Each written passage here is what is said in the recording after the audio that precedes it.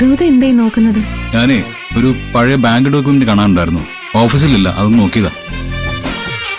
Bank ഡോക്യുമെന്റ്സിന്റെ കാര്യമൊക്കെ അവിടെ നിൽക്കട്ടെ. നാളത്തെ ദിവസത്തിന്റെ പ്രത്യേകത അറിയോ? ഓഫീസിനൊക്കെ നാളെ അവധിയല്ലേ, വിഷു. അങ്ങനെ മറക്കാൻ പറ്റുമോ? വെറും വിഷു എന്ന് പറയരുത്, മേട വിഷുവാണ്. അത് അതിന്റേതായ രീതിയിൽ തന്നെ ആഘോഷിക്കണം. എന്താ ആഘോഷം നിധി? സത്യം പറഞ്ഞ അതിനുള്ളൊന്നും ഒരു മൂടേ ഇല്ല എനിക്ക്. നോക്ക് ഗൗതം, ജീവിതത്തിൽ 1000 പ്രശ്നങ്ങൾ ഉണ്ടാവും. സന്തോഷിക്കാൻ പ്രത്യേകിച്ചൊന്നും ഉണ്ടായില്ലെന്നും വരും. പക്ഷെ വിഷു പോലെയുള്ള ചില ആഘോഷങ്ങളുണ്ട്. അതാണ് ഗൗതം നഷ്ടപ്പെട്ടു പോകുന്ന കുടുംബ ബന്ധങ്ങളെ തിരിച്ചു പിടിക്കുന്നത്. ആ യാമിനിയൊക്കെ എത്തിയിട്ടുണ്ട്. നോക്കട്ടെ, അപ്പോഴത്തെ ഒരു മൂഡ് പോലെ കാര്യങ്ങളൊക്കെ ചെയ്യാം.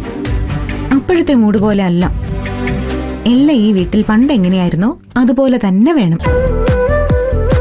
വിഷുക്കണിയും വിഷു സദ്യയും കൈനീട്ടവും ഒക്കെ ആയിട്ട്. കുറെ കഥകളൊക്കെ യാമിനി പറഞ്ഞു. അല്ല, സാറ് നാളെ എന്താ എനിക്ക് വിഷു കൈനീട്ടം തരുന്നത്? എനിക്ക് ഓർമ്മ വെച്ച നാള് മുതൽ ഇവിടെ ഒരു കീഴ്വഴക്കമുണ്ട്.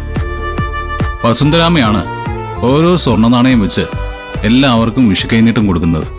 അച്ഛൻ ഉൾപ്പെടെ എല്ലാവർക്കും കൊടുക്കും. എന്ത് പണക്കുണ്ടെങ്കിലും വസുന്ധരാമ അത് തെറ്റിക്കാറില്ല. എങ്കിൽ പിന്നെ അത് മതി. ആ സന്തോഷമൊക്കെ അങ്ങനെ തന്നെ പോട്ടെ. നമ്മളായിട്ട് അതൊന്നും മാറ്റിമറിക്കണ്ട. അല്ലെങ്കിൽ തന്നെ ഒരു പ്രശ്നം ഉണ്ടാക്കാൻ ഒരു വഴി തേടി നടക്കുക വസുന്ധരാമ. ഞാനായിട്ട് അതിനൊരു മരുന്നിട്ട് കൊടുക്കണോ? ഒരു മരുന്നും ഇടണ്ട.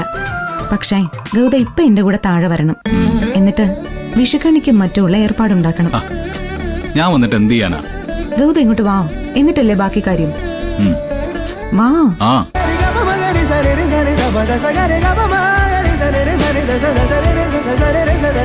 യാമിനി,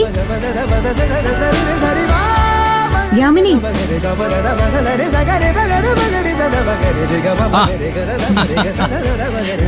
യാമിനി, ദേ നീ പറഞ്ഞ ആളെ അറസ്റ്റ് ചെയ്ത് കൊണ്ടുവന്നിട്ടുണ്ട്. എന്താ ഏട്ടാ ഇത്? വിഷുവായിട്ട് ഇങ്ങനെ മുറിയിൽ അടച്ചു പൂട്ടി അങ്ങ് ഇരുന്നാ മതിയോ? നാളെ കണി കാണാണ്ട് എല്ലാം സെറ്റ് ആക്കണ്ടേ നമുക്ക്? നിനക്കിപ്പോ എന്താ വേണ്ടത്? വിഷുക്കണി ഒരുക്കണം, അത്രയല്ലേ ഉള്ളൂ. ആ ജംഗ്ഷനിലെ കടയിലേക്ക് ചെന്നാ കിറ്റ് കിട്ടും. എല്ലാ ഐറ്റംസും അതിൽ കാണും. വാങ്ങിക്കൊണ്ട് വെച്ചാ കണി വെക്കാം. അതൊന്നും പോരാ.